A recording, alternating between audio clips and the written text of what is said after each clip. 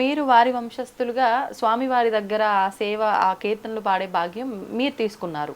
ఇంట్లో వాళ్ళు కూడా అంటే ఇవన్నీ వాళ్ళ వంశీకులుగా పాడుతూ ఉండడము అలాంటివి ఏమైనా చేస్తూ ఉన్నారు. ఉంటారా వాళ్ళు? అన్నమాచార్య వంశస్థులు, శేషాచార్యులు వాళ్ళ కుటుంబీకులు 6 మంది ఉన్నారు. ఉమ్, ఉమ్. 6 మందిలో ఒక్కొక్క కుటుంబంలో ఒక్కొక్కరు పాడేవాళ్ళు ఉన్నారు. ఆహాహా. వాళ్ళు అంటే ఇప్పుడు స్వామివారి దగ్గర స్వామివారి దగ్గర పాడుతున్నారు. 6 కుటుంబీకుల్లో 3 కుటుంబీకులను భగవంతుడి కైంకర్యంగా తీసుకున్నారు. ఉమ్, ఉమ్. 3 కుటుంబీకులు వాళ్ళని. Okay, okay. అదే. ఇప్పుడు అంటే మీరు 12వ తరం అన్నారు. అలా ప్రస్తుతం ఇప్పుడు ఈ 2025 వరకు ఎన్ని తరాల వారు ఉన్నారో మీకేమైనా అంచనా? 13వ తరం వాళ్ళు ఉన్నారు, 14వ తరం వాళ్ళు కూడా ఉన్నారు. అలా ఎన్ని తరాల వరకు? అంతే, అంతే 14 వరకే 14 ఉన్నారు. తరాల ఇప్పుడు వరకు ప్రస్తుతం ఉన్నారు. 14వ తరం. ఓకే.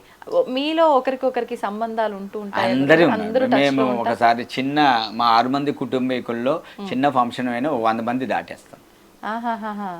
ఆ, ఓకే, ఓకే. మరి ఎందుకని విశేషంగా ఈ 6 కుటుంబీకులు ఉంటే 3 కుటుంబీకులనే ఎంచుకోవటం, వాళ్ళ ముగ్గురే అంటే భాగస్వామ్యం అవ్వటం? అక్కడ కైంకర్యము 3 కైంకర్యాలే కదమ్మా. అవును, అవును. అందుకనేసి వేరే కైంకర్యాలు లేవు కదా భగవంతుడి దగ్గర. మా స్థానము ఏకాంతసేవ, సుప్రభాతము, కళ్యాణోత్సవం. ఉమ్, అందుకని మేము ముగ్గురు అడ్జస్ట్ చేసుకుంటున్నాం. ఆహా. మిగతా ఇంకేదైనా ఎక్స్ట్రా కైంకర్యాలు ఉంటే టీటీడీ వారు కల్పిస్తారు. వాళ్ళకు కూడా అవకాశాన్ని. ఓకే.